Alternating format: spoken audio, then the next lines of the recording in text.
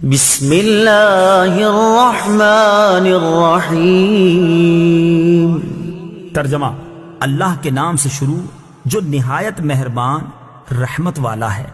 ان الذين كفروا سواء عليهم أأنذرتهم أم لم تنذرهم لا يؤمنون۔ ترجمہ: بے شک وہ لوگ جن کی قسمت میں کفر ہے ان کے لیے برابر ہے کہ آپ انہیں ڈرائیں یا نہ ڈرائیں، یہ ایمان نہیں لائیں گے۔ ان الذین کفروا سواء علیہم، بے شک وہ لوگ جن کی قسمت میں کفر ہے ان کے لیے برابر ہے۔ تفسیر صراط الجنان میں ہے، چونکہ ٹھنڈک کی پہچان گرمی سے،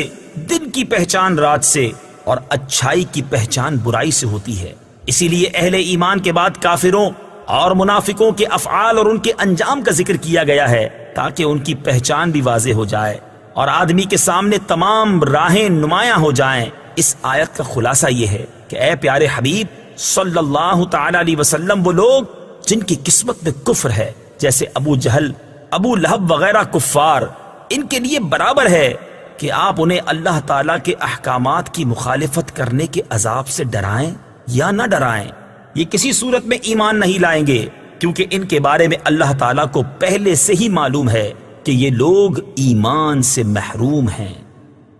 کفر کی تعریف اور ازلی کافروں کو تبلیغ کرنے کا حکم دینے کی وجہ،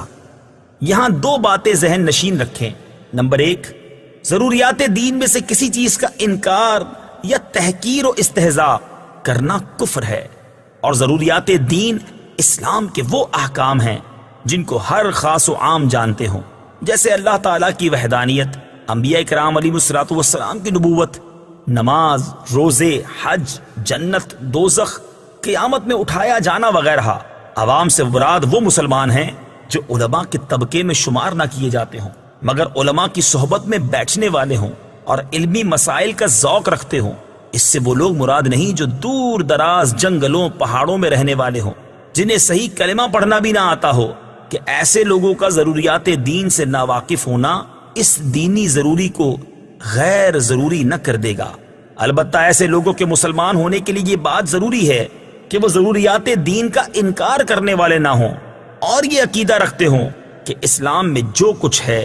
حق ہے اور ان سب پر اجمالاً ایمان لائے ہوں۔ نمبر 2، ایمان سے محروم کفار کے بارے میں معلوم ہونے کے باوجود انہیں تبلیغ کرنے کا حکم اس لیے دیا گیا تاکہ ان پر حجت پوری ہو جائے اور قیامت کے دن ان کے لیے کوئی عذر باقی نہ رہے۔ اللہ تعالیٰ ارشاد فرماتا ہے، رسلا مبشرین ومنذرین لئلا یکون للناس علی اللہ حجة بعد الرسل وکان اللہ عزیزا حکیما۔ ترجمہ: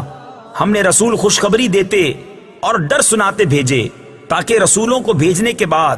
اللہ کے یہاں لوگوں کے لیے کوئی عذر باقی نہ رہے، اور اللہ زبردست ہے، حکمت والا ہے۔ اور ارشاد فرمایا، وَلَوْ أَنَّا أَهْلَكْنَاهُمْ بِعَذَابٍ مِّن قَبْلِهِ لَقَالُوا رَبَّنَا لَوْلَا أَرْسَلْتَ إِلَيْنَا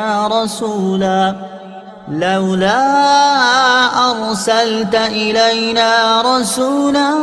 فَنَتَّبِعَ آيَاتِكَ مِن قَبْلِ أَن نَّذِلَّ وَنَخْزَىٰ۔ ترجمہ: اور اگر ہم انہیں رسول کے آنے سے پہلے کسی عذاب سے ہلاک کر دیتے تو ضرور کہتے، اے ہمارے رب، تو نے ہماری طرف کوئی رسول کیوں نہ بھیجا کہ ہم ذلیل و رسوا ہونے سے پہلے تیری آیتوں کی پیروی کرتے۔ نیز انہیں تبلیغ کرنے سے ایک فائدہ یہ بھی حاصل ہوا کہ وہ اگرچہ ایمان نہیں لائے لیکن حضور پر نور صلی اللہ تعالی علیہ وسلم کو انہیں تبلیغ کرنے کا ثواب ضرور ملے گا۔ اور یہ بات ہر مبلغ کو پیش نظر رکھنی چاہیے کہ اس کا کام تبلیغ کرنا اور رضائے الہی پانا ہے، لوگوں کو سیدھی راہ پر لا کر ہی چھوڑنا نہیں۔ لہٰذا مبلغ نیکی کی دعوت دیتا رہے اور نتائج اللہ تعالیٰ کے حوالے کر دے، اور لوگوں کے نیکی کی دعوت قبول نہ کرنے سے مایوس ہونے کی بجائے اس ثواب پر نظر رکھے جو نیکی کی دعوت دینے کی صورت میں اسے آخرت میں ملنے والا ہے۔ ختم اللہ علی قلوبہم وعلی سمعہم وعلی ابصارہم غشاوہ وَلَهُمْ عَذَابٌ عَظِيمٌ۔ ترجمہ، اللہ نے ان کے دلوں پر اور ان کے کانوں پر مہر لگا دی ہے اور ان کی آنکھوں پر پردہ پڑا ہوا ہے اور ان کے لیے بہت بڑا عذاب ہے۔ ختم اللہ، اللہ نے مہر لگا دی۔ تفسیر صراط الجنان میں ہے، ارشاد فرمایا کہ ان کافروں کا ایمان سے محروم رہنے کا سبب یہ ہے کہ اللہ تعالیٰ نے ان کے دلوں اور کانوں پر مہر لگا دی ہے، جس کی بنا پر یہ حق سمجھ سکتے ہیں نہ حق سن سکتے ہیں اور نہ ہی اس سے نفع اٹھا سکتے ہیں، اور ان کی آنکھوں پر پردہ پڑا ہوا ہے، جس کی وجہ سے یہ اللہ تعالیٰ کی آیات اور اس کی وحدانیت کے دلائل دیکھ نہیں سکتے، اور ان کے لیے آخرت میں بہت بڑا عذاب ہے۔ بعض کافر ایمان سے محروم کیوں رہے؟ یہاں یہ بات یاد رکھیں کہ جو کافر ایمان سے محروم رہے ان پر ہدایت کی راہیں شروع سے بند نہ تھیں، ورنہ تو وہ اس بات کا بہانہ بنا سکتے تھے، بلکہ اصل یہ ہے کہ ان کے کفر و عناد، سرکشی و بے دینی، حق کی مخالفت اور انبیاء کرام علیہ الصلوۃ والسلام سے عداوت کے انجام کے طور پر ان کے دلوں اور کانوں پر مہر لگی اور آنکھوں پر پردے پڑ گئے۔ یہ ایسے ہی ہے جیسے کوئی شخص طبیب کی مخالفت کرے اور زہر قاتل کھا لے اور اس کے لیے دوا فائدہ مند نہ رہے، اور طبیب کہہ دے کہ اب یہ تندرست نہیں ہو سکتا، تو حقیقت میں اس حال تک پہنچانے میں اس آدمی کی اپنی کرتوتوں کا ہاتھ ہے، نہ کہ طبیب کے کہنے کا، لہٰذا وہ خود ہی ملامت کا مستحق ہے، طبیب پر اعتراض نہیں کر سکتا۔